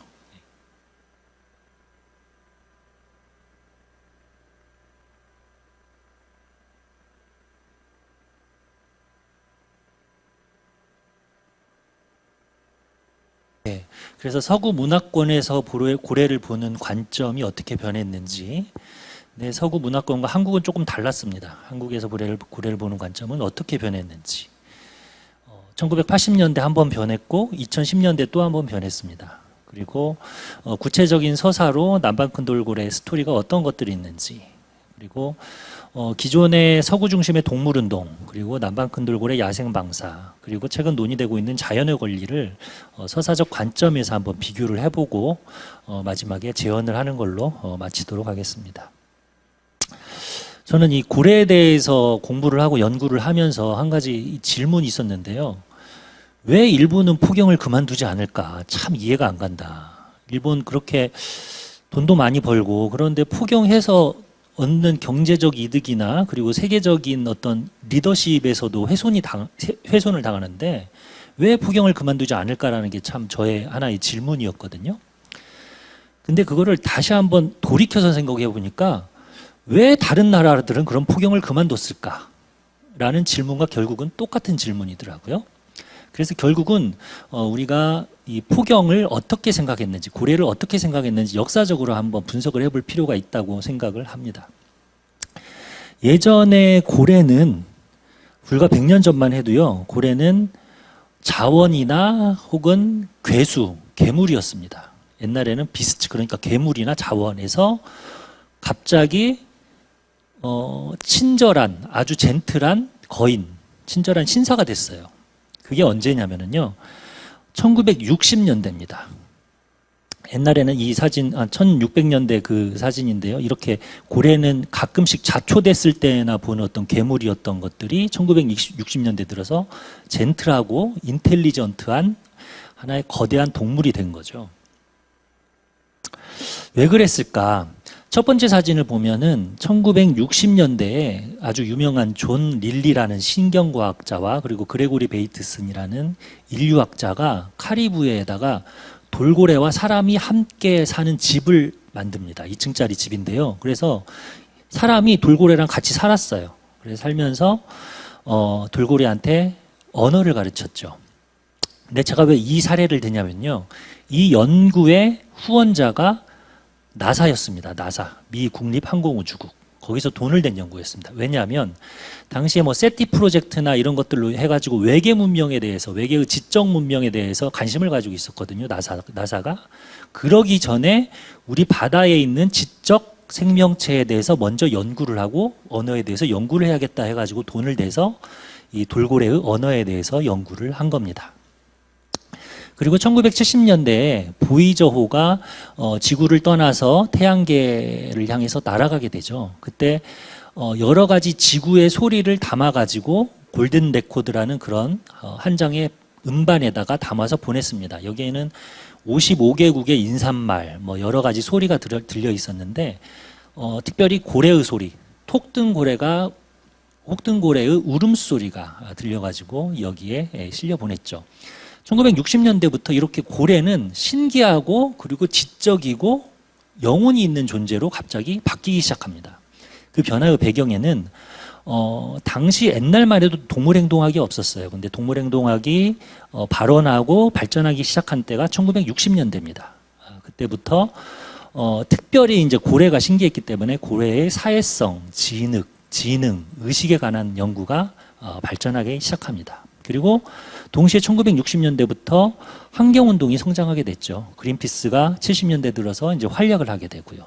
또한 여러분 아시다시피 60년대, 70년대는 이른바 히피라고 부르는 반문화 운동의 이 시대적 분위기가 있었습니다. 거기서 일종의 이제 고래가 아주 영적인 동물이다라고 비춰진 측면이 있었죠. 그래서 제가 이렇게 표로 한번 이렇게 쭉 정리를 해봤는데요. 이 선 위에가 세계고 이 밑에가 한국입니다. 선 위에를 보면 옛날에는 고래가 자원이나 뭐 이런 것들이었는데 1960년대를 거쳐서 젠틀 자이언트로 바뀌는데 1980년대에 86년에 상업폭염 모라토리움이 생깁니다. 고래를 잡지 말자라고 이제 국제적으로 규제를 가하게 된 거죠. 이게 사실 60년대, 70년대 이러한 문화적 변화 때문에 그렇게 지지부진하던 사실 상업폭염 모라토리움은 1910년대부터 계속 논의가 됐었거든요. 근데 그렇게 지지부진하다가 결국 86년에 시행하게 된 계기가 된 거죠. 그러다가 끝까지 저항하는 나라가 일본입니다. 일본은 그래도 과학폭염이라는 명문화에 계속 잡았죠. 그런 문화의 세례를 받지 않았던 겁니다. 그러다가 2014년에 국제사법재판소에서 일본의 남극폭염을 불법이라고 규정을 했고 2019년에 일본이 IWC 국제폭염위원회를 아예 탈퇴하고 맙니다. 사실상 고래에 대한 어떤 관점은 사실상 대세가 기울어졌다. 일본은 거의 이제 소수자로 남아있게 된 거죠. 이제 한국에 대해서 알아보도록 하겠습니다. 한국은 계속 폭염을 했습니다. 일제시대 이후에 계속 폭염을 했고 폭염 모라토리움이 있기 직전까지 열심히 폭염을 했습니다. 그리고 1986년도 이후에 폭염이 이제 중단됐죠. 한국은 일본처럼 뭐 과학 폭염을 할 만한 어떤 용기는 없었어요. 그러고 나서 이제 제가 콘텐츠를 쭉 보니까 이 한국 사람들은 이 고래, 그러니까 폭염을 하나의 노스텔지어로 여기게 됩니다. 근데 그 노스텔지어로 여기는 그 감정에는 복잡한 좀 감정이 있는데요. 첫 번째는 국가주의적이고 민족주의적인 관점이 좀 배어 있습니다. 이를테면 우리나라에 귀신고래가 진짜 많았다. 우리나라 마스코트는 귀신고래거든요. 그런데 그 일본 놈들이 일제시대 때 거의 싸그리 잡아 죽였다. 그래서 멸종에까지 이르는 것이다. 라는 첫 번째 민족주의적 감정이 있고요. 두 번째 민족주의적 감정은 그래서 우리나라가 해방된 뒤에 열심히 폭염을 했는데 우리는 얼마 잡지도 못하고 이런 미국놈, 유럽놈들이 잡지 못하게 한다. 억울하다. 라는 또 다른 민족주의적 감정이 들어 있습니다. 반면에 또 모순적으로 고래는 아주 신비로운 존재다. 그래서 보존해야 된다. 라는 또 그런 감정까지 같이 들어가 있어요. 그래서 이 기사가 1997년에 한겨레 신문 기사인데 이렇게 복잡다단한 감정이 서로 모순적인 감정이 한 기사에 다 들어 있습니다. 폭염 시대를 그리워하면서 또 고래는 보존하고 싶은 이런 약간 모순적인 감정이 들어 있죠. 그리고 두 번째 어떤 감정이 들어오냐면요. 이제 그 폭염이 금지되면서 고래는 혼액해가지고 고래고기로 팔 수가 있게 됩니다.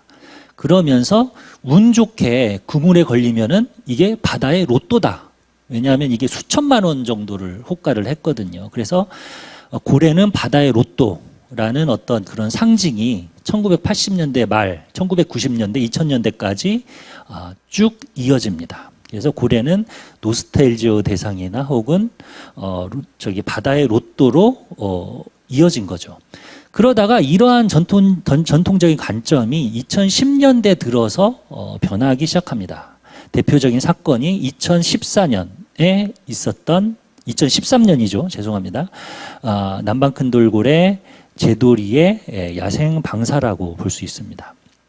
이 왼쪽에 있는 게 이제 제가 쓴 기사인데요. 당시만 해도 이제 제도리라는 이름이 알려지지 않았어요. 그래서 이 첫 번째 이렇게 이 훌라후프 돌리는 애가 제돌입니다. 그때 저희가 사진을 찍고 수족관 내실에 들어가서 이 돌고래가 누구예요? 그랬더니 제주도에서 와서 제돌입니다. 그러더라고요. 그러면서 저희가 신문 일면에 제돌이의 운명이라는 기사를 썼죠. 아마 전 세계를 통틀어서 신문 일면에 돌고래를 쓴 거는 이번이 처음일 겁니다. 예. 사내 여러 반대에도 불구하고 여튼간에 이제 나갔고 이 기사를 계기로 서울시에서 제도리를 돌려보내기로 했고 결국은 1년 뒤에 저희가 또 돌고래를 일면 신문에 싣습니다. 저 장면이 제도리가 바다로 막 나가는 장면입니다. 그래서 제도리의 운명은 자유가 됐죠.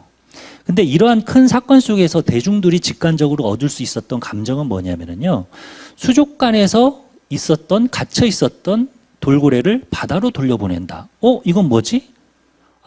돌고래는 권리의 주체가 될 수 있겠다라는 어떤 그런 직관적인 인식을 얻게 된 겁니다. 그래서 이 사건이 아주 중요합니다. 자, 근데 이 사건을 하나하나 조금 구체적으로 보면 여러 가지 서사들이 있어요. 재밌는 서사들이 많아요. 첫 번째로는 이 대표 선수, 바다로 돌아간 제돌이죠. 제주도에서 와서 제돌이에요. 근데 그 얘기를 듣고 제가 그 지느러미 사진을 딱 찍어가지고 고래연구소에서 보내주니까 JBD009였습니다. 이미 야생에서 식별된 개체였거든요. 근데 어느 날 보니까 없어졌었고 서울대공원 와서 돌고래 쇼를 하고 있었던 거죠. 여튼간에 우리의 잘못으로 이렇게 불법 포획돼서 잡혔고 결국은 2013년 7월에 제주 바다로 돌아가서 야생 방사되게 됩니다. 아주 자유라는 아주 보편적인 서사를 알려주고 지금 제주 바다에서 잘 먹고 잘 살고 있습니다. 춘삼이하고 382는 덩달아 나갔습니다. 제돌이 따라가지고 얘네들은 퍼시픽랜드에 있다가 법원의 몰수 판결로 덩달아서 나갔죠. 근데 재밌었던 또 친구가 이 서사도 되게 재밌는데요. 덩달아 나가려고 가두리에다가 3마리를 갖다 놨는데 382는 먼저 나갔습니다. 그물에 구멍이 조그만한 게 하나 있었는데 그 구멍을 어떻게 발견하고 먼저 나갔어요. 그래가지고 다들 놀랬어요, 당시에. 이거 제돌이 야생방사 실패했구나 라고 생각했는데 어랍쇼? 닷새 뒤에 야생물이랑 같이 돌아다니는 게 발견됐습니다. 인간이 돌려보내기도 전에 스스로 나가서 성공한 거죠. 그래서 사실 야생으로 돌아간 제1호 남방 큰 돌고래는 제돌이가 아니라 38입니다. 이런 이야기가 재밌죠. 이런 이야기들이 많이 있습니다. 그리고 가장 그 임팩트가 있는 이야기는 우울증 돌고래 복순입니다. 사실은 제돌이가 아니고요. 보통 돌고래들은 야생에서 잡히면은 죽어 있는 그 냉동 생선을 줍니다. 굶을 때까지 줘요. 그러다가 한 열흘이나 2주일 정도 되면 어쩔 수 없이 먹어야 되니까 그걸 먹게 되거든요. 근데 복순이는 끝까지 안 먹었습니다. 그래가지고 적응을 하지 못했어요. 그래서 돌고래 쇼도 나가지 못하고 수족관 내실에서 외로이 있었죠. 부리도 휘어져 있었어요. 그런데 그 복순이와 함께 같이 있었던 애가 항상 태산이었습니다. 근데 그 대법원에서 몰수 판결이 나고 이제 얘네들도 몰수 대상이 돼서 내보내야 되는데 얘네들은 건강 상태도 좋지 않고 그 가두리도 비좁기 때문에 결국은 나가지 못했어요. 그래서 얘네들은 제돌이가 스포트라이트를 받고 고향 갈 적에 아주 조용히 서울대공원으로 조용히 옮겨졌습니다. 그래서 동물운동가나 이 사실을 아는 사람들은 사실은 되게 미안해했죠. 불편해하고. 그래서 결국은 2년 만에 다시 운동을 하고 모금을 해서 얘네 둘을 바다로 돌려보냅니다. 그런데 이 복순이라는 돌고래는 우울증 성향이 있었고요. 수족관에서 2번이나 사산을 했어요. 새끼를 낳자마자 죽었죠. 그리고 그 방사 직전 가두리에서도 새끼를 낳자마자 죽었습니다. 아마 그 태산이의 새끼였겠죠. 항상 둘이 같이 다녔으니까. 하여튼 그렇게 해가지고 2년 늦게 결국 바다로 돌아가가지고 잘 먹고 잘 살고 있는데요. 2018년 8월에 복순이가 건강하게 새끼를 데리고 가는 장면이 목격됐습니다. 사실 이게 가장 대중들에게 임팩트가 큰 겁니다. 돌고래가 갇혔을 때는 새끼를 낳지도 못했는데 밖으로 나갔더니 저렇게 새끼를 데리고 건강하게 바다를 활보하고 있는 장면. 이거야말로 정말 왜 우리가 돌고래에게 권리를 줘야 되는지를 볼 수 있는 거죠. 자, 그리고 또 불편한 얘기도 있습니다. 이 뒤로 우리나라는 너무 신나가지고 계속 돌고래를 방사를 했는데 그 뒤로 계속 실패했습니다. 1997년하고 98년에 불법 포획됐던 금등이와 대포, 너무 감금된 기간이 길었습니다. 얘네들은 제돌이 복순이 태산이 나갈 때 지켜보기만 했죠. 결국 2017년 7월 포획된 지 20년 만에 제주 바다로 돌아갔지만 종적을 감췄고 지금까지 발견되지 않고 있습니다. 그리고 작년에 퍼시픽 랜드에 있었던 마지막 남방 큰 돌고래가 있었어요. 얘만 내보내면 이제 마지막이었는데 비봉이가 결국은 18년 돌고래쇼 인생을 끝내고 내보냈습니다. 그런데 비봉이 같은 경우에는 내보내느냐 마느냐 가지고 논란이 있었습니다. 왜냐하면 금등이 대포가 실패를 했거든요. 오래 살았던 애였기 때문에. 하지만 결국은 내보냈고 종적을 감췄습니다. 아마 지금까지 발견되지 않은 것으로 봐서는 죽었을 게 거의 확실합니다. 자, 그리고 이제 고래를 보는 새로운 관점의 변화가 또다시 도래해야 될 때가 왔습니다. 그것이 바로 이제 남방 큰 돌고래 생태 법인이라고 할 수 있습니다. 자, 그래서 그 이 표를 다시 보면서 한국의 변화를 보면은요, 한국은 고래를 자원이나 혹은 노스텔지어 뭐 이런 바다의 로또로 여겼다가 2013년에 제돌이 방사로 많이 바뀌고요. 그리고 생태법인에 이르러서 또 다른 새로운 전환점을 지금 맞고 있다고 할 수 있습니다. 서사적 관점에서 조금 지금까지 있었던 고래보호 운동을 한번 비교를 해볼게요. 기존 동물권 운동의 서사, 뭐 피터 싱어의 동물 해방이니 어쩌니 하는 주류 동물 운동의 서사는요, 개체의 권리에 기반한 접근을 합니다. 그리고 개체 기반의 운동을 하죠. 그러니까 우리 동물단체 보면은 뭐 어떤 개를 몇 마리를 구조했다 뭐 이런 얘기 하잖아요. 이 사람들은 개체를 기반으로, 개체의 권리를 기반으로 활동하는 사람들입니다. 대표적인 게 미국 비인간 권리 프로젝트라고 감금된 침팬지나 뭐 코끼리 같은 이들의 인신보호영장을 청구하는 운동을 하죠. 그래서 주로 사용하는 그 전략은 동물의 고통을 보여주는 겁니다. 이렇게 공감을 일으켜서 지원이나 기부, 제도 변화를 이끌어내죠. 반면에 이번 남방 큰 돌고래 캠페인의 서사는 이런 조금 동물의 고통을 보여주는 약간 부정적이고 비판적인 방식보다는요, 약간 희망과 긍정의 서사에 입각했습니다. 왜냐하면 아까처럼 제돌이도 나가서 행복하게 살고 그러면서 계속 증폭되면서 계속 성공할 수 있었거든요. 자, 그래서 제가 그 기자를 하면서 느끼는 거는 사실은 비판하는 거, 그리고 무언가를 뭐 고통을 보여주는 것보다는 사람을 더 강하게 움직이는 거는 희망을 보여주는 겁니다. 희망을 보여주고 당신이 함께하면 세상이 이렇게 바뀔 수 있어. 당신이 함께하면 누구가 자유를 얻을 수 있다라고 하는 게 사람들의 행동을 바꾸는데 가장 좋은 도구라는 거죠.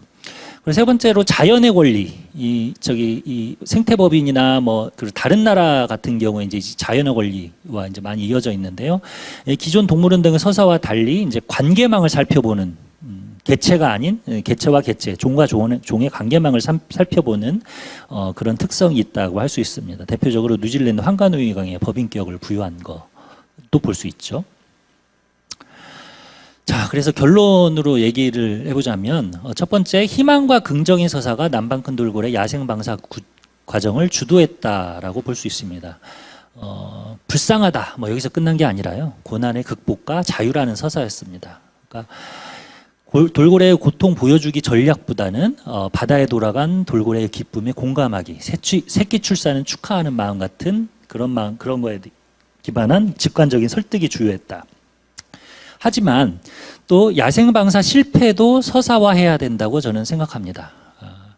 금등이 대포 비봉이에 대한 야생방사 백서가 우선은 필요할 것 같고요. 그래야 우리도 열심히 했지만 이렇게 실패한 역사도 있었다라고 하면서 좀 더 입체적인 남방 큰 돌고래 서사의 구축이 가능할 거라 봅니다.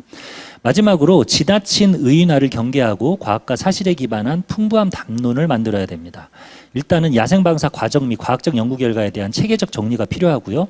이 부분을 저희가 많이 빠뜨리는데 인간 동물 관계에 대한 어떤 사회학적 접근, 인문학적 접근, 그리고 이런 콘텐츠 생산들이 조금 더 두껍게 조금 쌓여야 대중들을 좀 더 효율적으로 생태법인을 설득할 수 있으리라고 봅니다. 예, 여기까지 발표 마치겠습니다.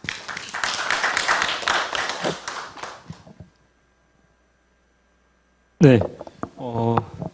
그동안 제가 서사 만들기의 중요성에 대해서 강조를 되게 많이 들었는데 오늘 그래도 하여튼 좀 입체적으로 그 서사 만들기의 중요성을 이렇게 좀 설명을 저도 오늘 들었던 것 같습니다. 이거 보면서 저기 예전에 그 습지 운동 했던 경험들이 이제 좀 기억이 나는데요.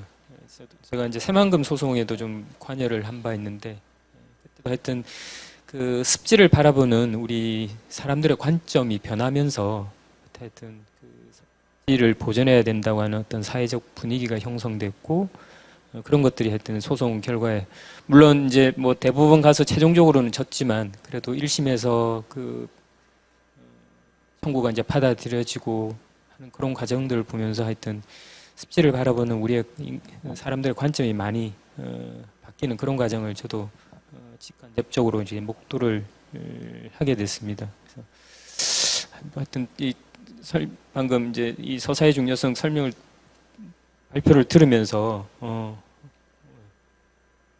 그런 부분들이 겹치면서 하여튼 굉장히 저한테는 되게 의미 있게 다가오는데 아마 청중들도 마찬가지이지 않을까 생각이 듭니다. 네, 이렇게 해서 이제 내 발표 쭉 다 들어봤는데요. 예, 하여튼 전반적으로 이게 아주 이 발표가 잘 짜여진 것 같습니다. 이론적 배경부터 시작해서 지금 구체적인 입법 제안 내용, 거기에 대한 어떤 평가, 그다음에 사회적 수용성의 중요성을 이야기를 하면서 서사까지 이렇게 좀 마쳤는데 아주 잘 기획된 세션이 아닐까 이런 생각이 들고요. 예, 그 예정된 시간이 지금 저희가 시간이 지났나요? 지금 3시 8분인데 몇 분까지입니까?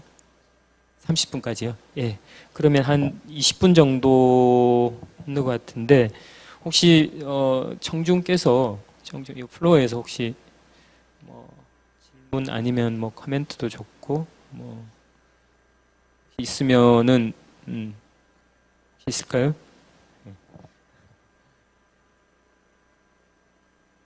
김정한 우리 저기 부총장님께서 계속 쭉 진지하게 쭉 들으셨는데요. 제가 한 말씀 뭐 괜찮다면 청해도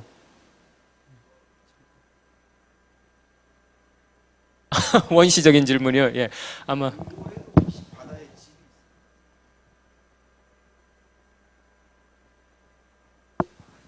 예, 돌고래도 자기 집이 서식지가 있습니다. 서식지. 그러니까 이런 주장이 있었어요. 그러니까 우리 수족관에 사는 돌고래가 크게는 남방 큰 돌고래가 있고요. 일본에서 잡혀온 일본 다이지라는 마을에서 잡혀온 그 큰 돌고래가 있습니다. 종이 조금 달라요. 근데 야, 큰 돌고래도 남방 큰 돌고래처럼 동해에 야생 방사하자 이런 사실 주장이 사실 있었어요. 근데 그거는 사실 그 바다 동물의 생태를 잘 모르는 넌센스라고 할 수 있어요. 그러니까 우리가 사는 곳이 있듯이 제주 남방 큰 돌고래는 이를테면 제주 연안 1, 2km를 벗어나지 않고 거기에서만 삽니다. 그리고 큰 돌고래도 어떤 서식지를 중심으로 거기를 왔다 갔다 하면서 살고요. 그래서 그런 애들을 그냥 바다라고 해서 우리가 보기에는 바다가 다 똑같은 바다니까 야 여기다 놓으면 찾아가겠지라고 하는데 절대 그렇지 않습니다. 죽습니다. 예. 우리를 말하자면 도시에서 살아온 사람을 갑자기 시베리아 벌판에다 갖다 놓으면은 죽겠죠. 왜냐하면 돌고래들도 문화적인 학습 혹은 유전자에 의해 가지고 뭐 지형 지물을 탐색하고 또 길을 애우고 사냥법을 배우고 또한 사회 활동 본능이기도 하고 또 사회적으로 형성되기도 하는데 복잡한 사회 활동을 하거든요. 그렇기 때문에 그냥 뭐 바다에 사는 동물은 다 똑같으니까 여기다 방사하면 돼. 그런 게 아닙니다. 다 사는 곳이 있고 사는 무리가 있습니다.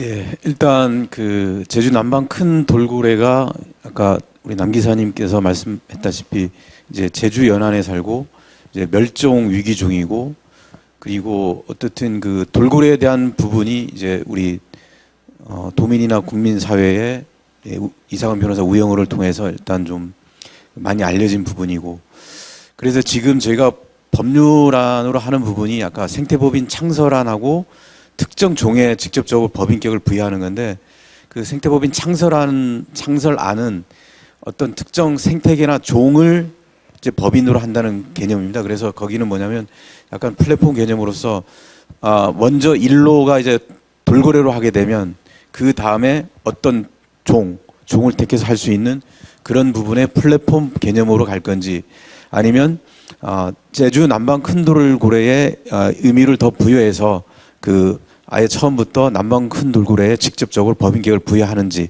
그래서 그 두 가지 형태로 지금 추진하고 있고, 그 부분들은 저희들이 공론화 과정에서 어떤 부분을 택할지, 그리고 이게 법률안이 이제 어떻든 국회 통과를 통해서 입법으로서의 그 효력을 발휘하기 위해서는 어느 방안이 적절한지, 그런 부분을 지금 고민을 하고 있고, 그런 부분을 잘 염두를 해서 하겠습니다. 보충 설명을 하면요, 이제 뭐 그냥 철학 학술지에 생태 법치주의, 생태 문명으로의 단초로 생태법인이라는 이제 개념을 하나 만들었는데, 변호사하고 상담하는 과정에서 그래 가지고는 대중들에게 설득력이 별로 없다, 뭔 말인지. 그래서 그분이 돌고래 분쟁할 때 피고 측 변호사였어요, 사실은. 동물권 남방 큰 돌고래의 석방을 주장하는 팀 안에 사업자 측에 있었는데, 그분이 남방 큰 돌고래를 사례로 해서 한번 생태법인의 어떤 효율성을 이렇게 만들면 설득이 갈 수 있다. 자기가 그때 변호사를 했는데 좀 갑갑한 부분이 있더라, 일리는 있는데 현행법에서 좀 어렵다라고 해서 이제 일단 그렇게 했고요. 그 다음에 다른 종이 확산이 가능하냐, 그 나비 효과라고 해가지고, 엊그제는 이제 창녕 쪽에 사시는 분이 너네가 빨리 안 하면 우리 따오기 가지고 빨리 하겠다. 왜냐하면 따오기가 이제 아까 서사적인 게 크잖아요. 동료가 오빠 생각했었는데 그 멸종위기종이 돼가는 모양이더라고요. 그러니까 사실은 지금 생태법인 담론이 막 진화하고 있는데, 저는 이런 측면이 좀 있었으면 어떤 측면이 있었느냐면, 그 법적 제재 장치를 마련하면 어떤 인간이 그 존재를 훼손하는데 더 큰 장막을 칠 수 있지 않겠느냐라는 욕심도 좀 있었거든요. 국립공원이라는 게 인간이 특별하게 관리하는 지역이라면 그것도 인간 중심적인데, 아예 그 존재 자체가 우리가 존중할 만한 존재라고 하면 손대기가 더 어렵지 않겠느냐. 그러니까 국립공원은 변화를 시키려면 법이 바뀌면 됩니다. 그런데 이 생태법인으로 규정해버리면 그걸 바꿀 때 그 주체에게 협의를 해야 되는 어려움이 있는 거죠. 그래서 저는 유네스코 이제 세계문화유산 지정 허데기, 우리가 생태법인 제도가, 저는 욕심은 전 세계에 서사적 담론을 갖고 있는 공간, 멸종위기종, 설득이 있는. 그리고 제가 지난번에 베트남 오지를 갔었는데 거기는 이런 숲이 하나 있더라고요. 그러니까 소수 민족이 1월 달에 모여서 제사를 지내는 데예요. 자기네한테 좀 이렇게 잘 먹고 잘 살게 해달라. 그런 공간들도 이제 생태법인 대상이 될 수가 있는 거죠. 하여튼 뭐 지금은 어떤 그 과정이라고 보면 될 것 같습니다. 숙성 과정. 그러니까 한마디로 모호한 부분이 많이 있기 때문에 우리 신 단장님 많이 도와주셔야 돼요.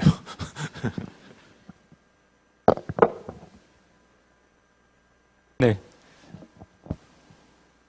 혹시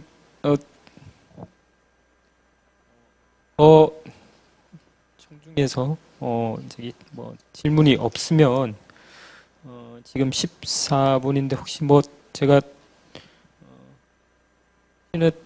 뭐 김도희 변호사님이나 이렇게 뭐 한 1, 2분 정도 이렇게 뭐 마무리 발언이 필요하면 제가 마무리 발언 기회를 드리고 아니면은 조금 뭐 일찍 끝내도 좋을 것 같기도 한데요. 예. 아, 네.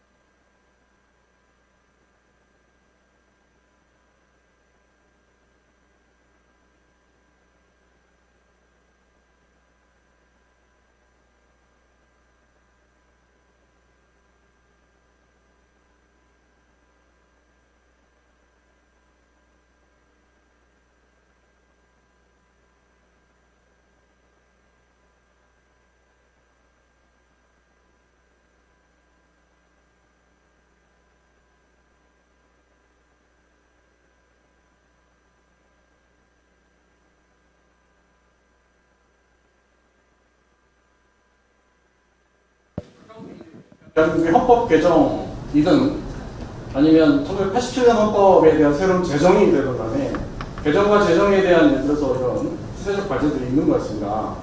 냈을 때 대한민국 미래 청년 세대가 가져야 되는 예를 들어서 관점에서 이런 지금 현재 저희 사업단과 제주특별수가 하고 있는 이런 생태 법인에 대한 이런 논의는 굉장히 큰 의미 있는 출발점이라고 생각하는데요. 그 제주도가 지금 하고 있는 워킹그룹 내에서 처음부터 잘 해야 된다라고 저는 생각을 합니다.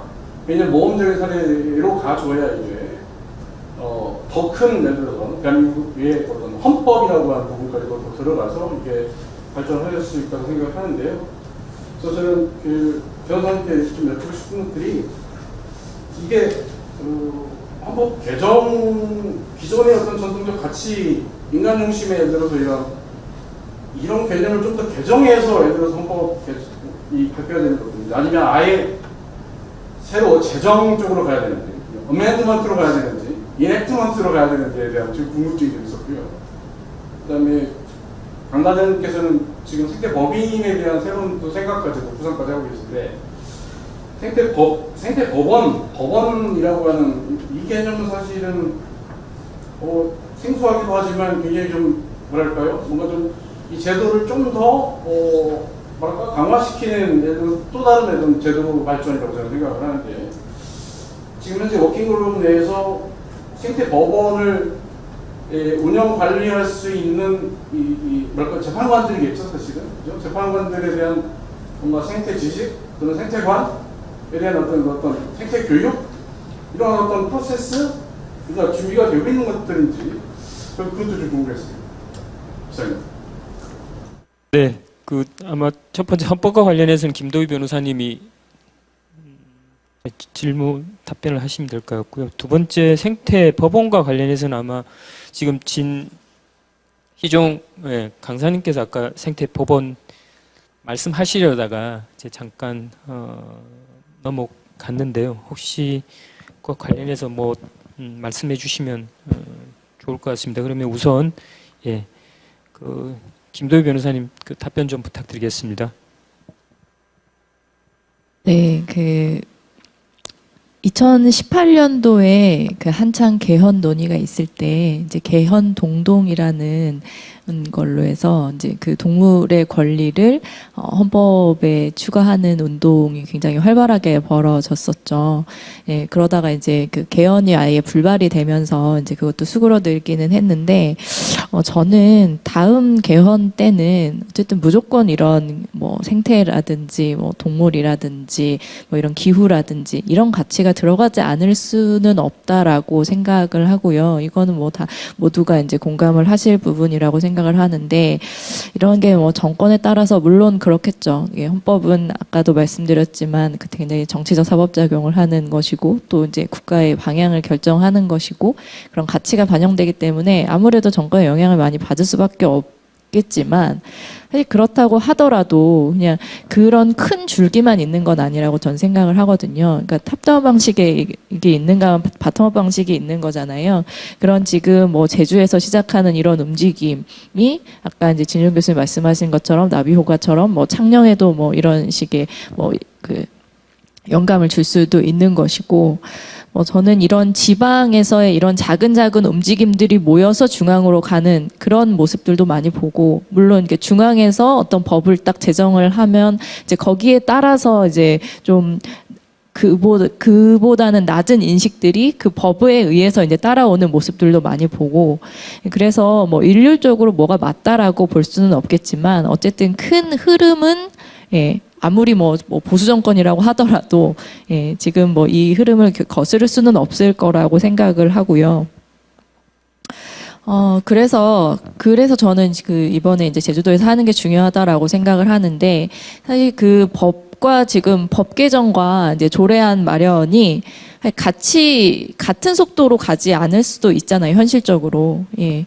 그렇기 때문에 그런 것들도 고려를 해서 당연히 이제 공론화 과정에서 수렴을 하고 결정을 하시겠지만, 저는 이게 법이 다소 이제 그 속도가 느려진다고 하더라도 이거를 조례로서 그 자치사무를 규정한 자치사무 조례로서도 충분히 이제 가지고 갈 수 있다라는 말씀을 좀 드리고 오늘 발표를 통해서 이제 드리고 싶었던 거고요.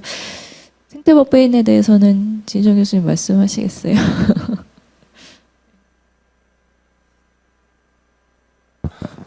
우리가 저 워킹그룹에서는 생태법원 얘기는 못합니다. 사실은 하나를 제대로 집중해서. 근데 생태법인이라는 게 제가 최초에 생태법인 할 때 끄집어냈던 건 뭐냐면 제일 걱정됐던 게 남용의 문제입니다. 남용. 그 다음에 전문성의 문제.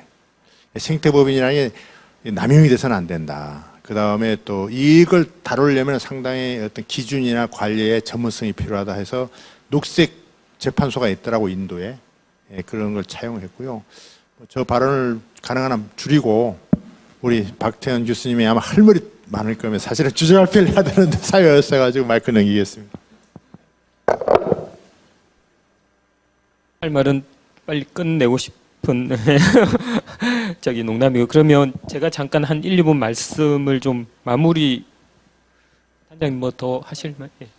남 기자님도 충분히 하셨죠. 예. 그럼 제가 1, 2분 정도 마무리하고 마치도록 하겠습니다. 아까 그 하상석 교수님 제주 정말 중요하다라는 말에 저도 역시 전적으로 공감을 하고 있고, 그래서 현재 제주도에서 이렇게 입법을 이제 제안을 할 텐데, 사실 이 제안하는 과정에서도 이제 이상과 현실 간의 어떤 적절한 조화, 이게 워킹 그룹 내에서도 좀 어쨌든 의견이 있습니다.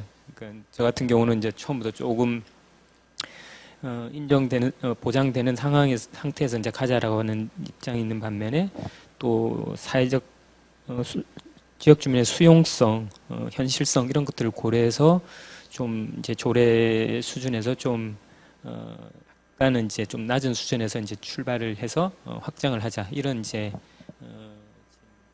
의견이 지금 조금 그런 상황인데, 어쨌든 그런 이제 이상과 현실의 어떤 적절한 조화라는 그 과정을 통해서 뭔가를 이제 제안을 한다고 하더라도 사실 그게 끝이 아니라 이제 저는 이제 시작일 거라는 생각이 들고, 그래서 이후에 저는 좀 제안을 드리고 싶은 게, 사실 이제 이 권리를 이제 제안을 했지만 실제 이제 현실 세계에서 이제 인간의 권리하고 어떤 식으로든지 충돌이 생길 수밖에 없고, 그런데 그 과정에서 과연 어떠한 원칙과 기준에 따라서 또한 어떠한 절차와 방법에 따라서 그러한 충돌을 해결해 나갈 것인가 라고 하는 것이 저는 굉장히 중요할 거라는 생각이 듭니다. 그런 점에서 저는 계속 여기 뭐 전문가 포함해서 관심 있는 분들이 계속 요 조례든지 법이든지 실제로 제정됐을 때 현실에서 어떤 문제가 생기는지를 우리가 빨리 하고 분석하고 그 해결할 수 있는 대안들을 적절히 내면서 이 법인격 법제화가 이제 좀 현실에 안착될 수 있도록 하는 것이 저희들 몫이 아닌가 싶고, 그런 점에서 좀 저는 뭔가 하여튼 이 조직체가 있었으면 좋겠다. 그래서 제가 참여하고 있는 이제 지구법학회, 그리고 또 우리 중남미 연구소, 그다음에 제주도, 이렇게 좀 하여튼 포럼이든 뭐 이름은 어떤 식인지 좋습니다. 어쨌든 계속 좀 전문가적인 어떤 그룹 형태, 또 자문 형태로 해서 계속 하여튼 이 법제도가 제주도에 잘 안착이 될 수 있도록, 그래서 요 안착된 법제도가 또 다른 지역에 더 나아가 이제 한국을 넘어서서 이렇게 좀 이렇게 확산될 수 있도록 그렇게 좀 다 같이 그 집단 지혜를 좀 모았으면 좋겠고요. 그래서 그런 어떤 조직제 제안을 좀 제안을 하고 정식으로 좀 출범을 시켰으면 좋겠다. 저는 이런 생각이 듭니다. 아마 제 생각엔 다 동의를 하지 않으실까 싶은데요. 예, 하여튼 예, 그러면 지금 제 이번 세션 예, 답변이요? 예. 그 아까 저 하상석 교수님 말씀하신 그 생태 법원 부분은 그 이렇게 했으면 좋겠습니다. 우리가 이제 넘어야 될 문턱이 국회 아니겠습니까? 입법부하고 사법부하고는 우리 삼권 분립인 상황에서 이거 동시에 하다 보면 혼란스럽고, 그래서 일단 입법을 먼저 하고 그 후에 사법부에다가 좀 이렇게 좀 제안 아니면 좀 이렇게 좀 주의해서 이렇게 하는 부분 이렇게 해주셨으면 좋겠고, 아까 김도희 변호사님께서 조례로 먼저 했으면 좋겠다는 부분도 저희가 충분히 투트랙으로 하는 이유가 그겁니다. 이 법률 이 재개정하는 부분이 이렇게 좀 시일이 좀 걸릴 수도 있는 부분이고, 만약에 이게 자치사무로서 조례로 제정한다고 하면 조례 제정의 의미도 있는 부분이고, 그래서 저희가 그 부분을 논의하고 있다는 말씀을 드리겠고, 아까 이런 부분에 대해서 서로 의논하는 그 자리를 마련하자는 그 부분 참 좋은 제안이고, 그래서 저희가 오늘 그 제주도하고 중남미 연구소하고 협약을 했지만 여기에 추가해서 뭐 지구법학회 같이 참여하는 거는 저희는 큰 힘이 되는 거기 때문에 저희는 언제든지 환영을 한다는 말씀을 드리겠습니다. 예, 감사합니다.